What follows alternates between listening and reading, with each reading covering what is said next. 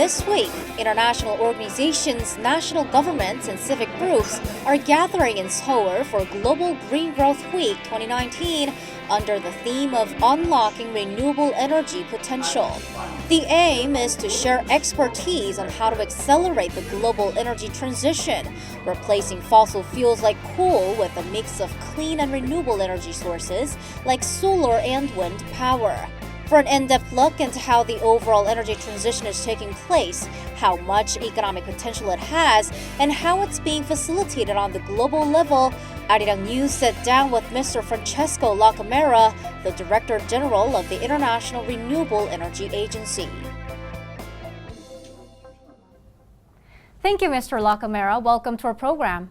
Thanks for inviting me to be here with you. So among OECD member countries, the share of renewables in their energy system has risen from 17% in 2010 over to 27% in 2017. And recently, we're also seeing traditional energy countries like Saudi Arabia join global efforts towards global energy transformation. So how is the overall picture of the global energy transformation right now? What we can say is that the energy transformation is there. Is happening.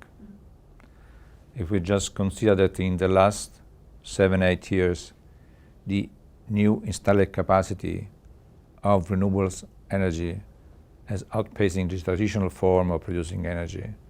Just consider that in the last year, renewables have increased 8% installed capacity. 171 gigawatt has been installed. As far as we know, this year we will exist on a faster rate of growth.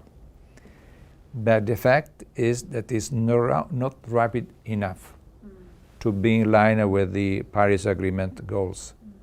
So if we want to have a path that is consistent, we maintain the increase in temperature by the end of the century, well below 2 degrees, we have to accelerate our path.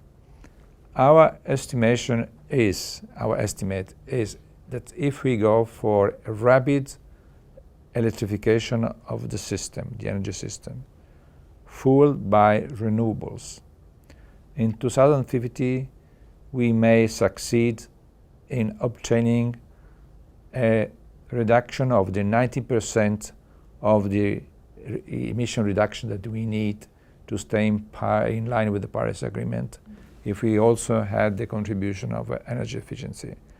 This means that we have to accelerate our investment, in fact double our investment, and increase the share of renewables into the system by 6-fold.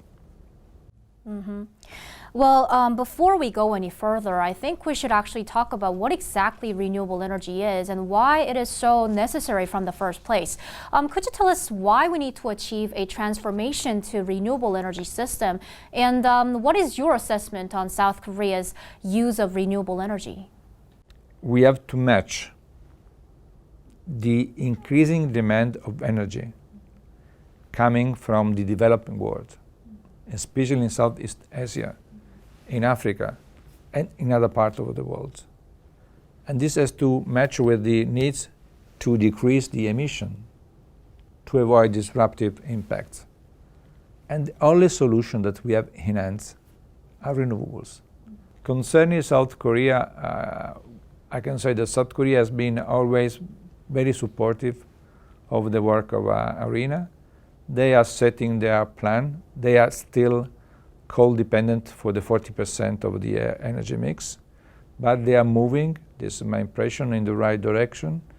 The target on 2020 2040 means that they have really embraced the path to a more sustainable energy system. I'm confident they will succeed on their efforts. Well, but South Korea is still in its early stages of energy transformation, but I believe there must be some other countries that have actually achieved successful energy transformation. Are there any cases you know of? You know, there are countries that are already close to 100%. Oh, wow. Costa Rica, Finland is going to be very close, Norway, Denmark is going that direction, Portugal.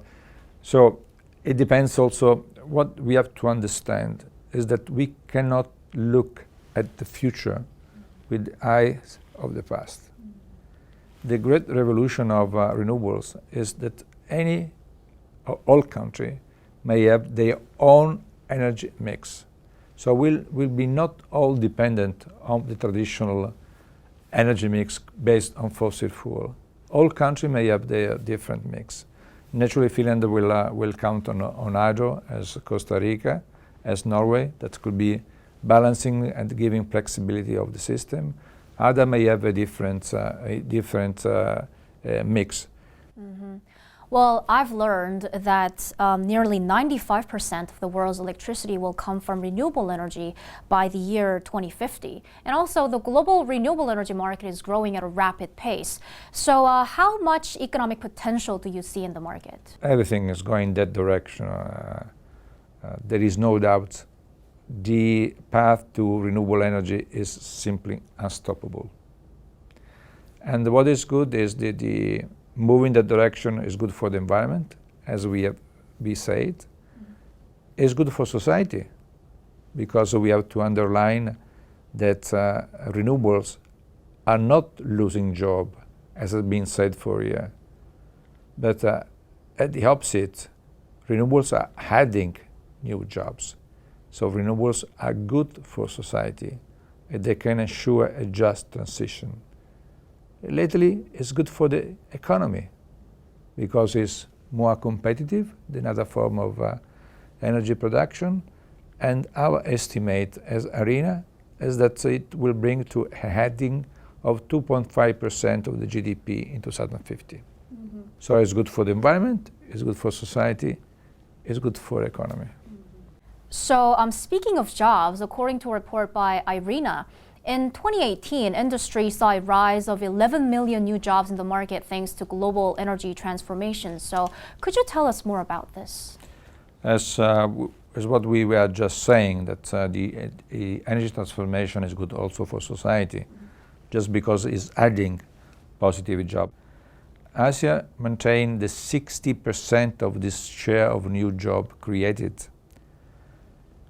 40% of all renewable jobs will be in China. 3.6 million jobs for solar PV. And what is important to notice is that the jobs are created in a way that the gender balance is more taken into account. In the traditional plant, women are 22% of the workforce. Mm-hmm. When we go to renewables, this share rise on more than 35%. So this could also for a gender balance of approach. I believe among various sources of renewable energy, the one that's getting most attention is hydrogen. South Korea is also focusing on hydrogen, and it also has a roadmap to achieve the so-called hydrogen economy. So could you tell us how hydrogen can replace fossil fuels? No one is replacing something. All the energy mix that will come from renewable will change the context where we are going to operate. So will be not only hydrogen, will be not only sun, will be not only wind. We are going to a new system. We estimate as IRENA that hydrogen will have a contribution of the 80% of the energy mix in 2050. Heavy industry, aluminium, cement, all the heavy industry, and the long shipping. In these sectors, we think that hydrogen will be very, very important in the next future. The increasing or decreasing of the cost of renewable will make hydrogen more and more convenient. We expect that in 2 decades it will become really competitive, and we have also to consider one aspect, that hydrogen could be used as fuel, but could be considered as storage. So it may have this double function that may fit and make the new energy mix working better. And naturally, I repeat, it will be depending on the different characteristics of the countries. Saudi Arabia is different than Finland. Portugal is different than South Korea. So all countries will have the chance to choose the energy mix that fit better their characteristics. Well, South Korea is actually one of the countries that's aiming to become a hydrogen economy. I mean, it sets some goals, it sets some ambitious goals, like it's aiming to expand the use of hydrogen fuel cells by 5-fold by the year 2020. And also, it also hopes to become the #1 seller of hydrogen cars and electric cars by the year 2030. So what would South Korea have to do to achieve these goals and become the world's leading country in the field? You know, naturally, there is not yet a chosen technologies for producing hydrogen. We know that there are many working on this, and surely the stronger technology capacity of South Korea may bring this country to be one leader in this sector. Naturally, I repeat, hydrogen has to be produced, has to be green hydrogen. And the other aspect that I wish to recall on your question is that we are assisting on a slightly moving our attention concerning hydrogen from the light vehicle to the long shipping and to the industry. So we think that this aspect, these two sectors, will be the future of hydrogen. Mm-hmm. Now, renewable energy has become a commercially attractive item for global investors as well. And this actually means that international corporations would also have to join efforts towards global energy transformation. How can global enterprises promote the transformation to a low carbon economy? So first of all, all the big multinational, now they have in their asset a share of renewable energy already in. The fact is too evident that the renewable energy are becoming more and more convenient. And there is also the political impetus coming, for example, for the climate summit, no more coal plant. I think the multilateral bank system, the banks are not ready anymore to fund fossil fuel generation. So this is very important to say. And so it's natural that companies are going to renewables. Naturally, we still think that there must be more political commitment and willing, also legal aspect to be considered. We all say that more cars, electric cars are on the street, the more the system will stabilize, allowing for a larger share of renewables. But there is no legislation ready for this. So we have to work on many aspects, on the market design, on the legal environment, to make this run to renewables to happening faster. All right, well, today we've talked about why renewable energy is so necessary, how the country should find their own mix of renewable energy, and how it can even contribute to gender balance, right? So what are IRENA's efforts? What are some of IRENA's efforts to accelerate the global energy transformation, and what are IRENA's goals?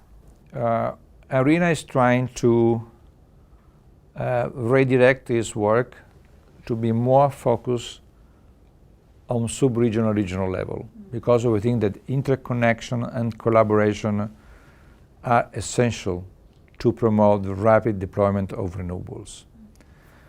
The Climate Investment Platform will be an instrument that it will provide for all stakeholders and our membership to facilitate the flow of money to renewable projects with two streams of work.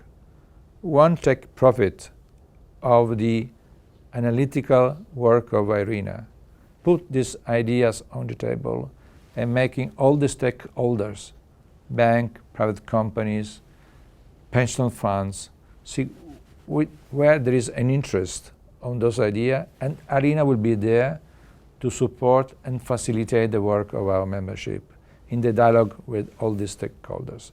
The other stream of work will be trying to understand from the involvement of the private what they really need for investing in particular countries.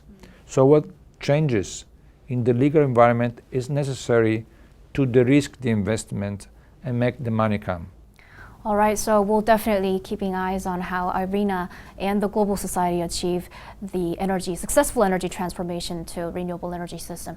Thank you for your insights, Mr. Lacamera. It was great having you on our program. Thank you. It has been really a pleasure to have this dialogue with you. Thank you.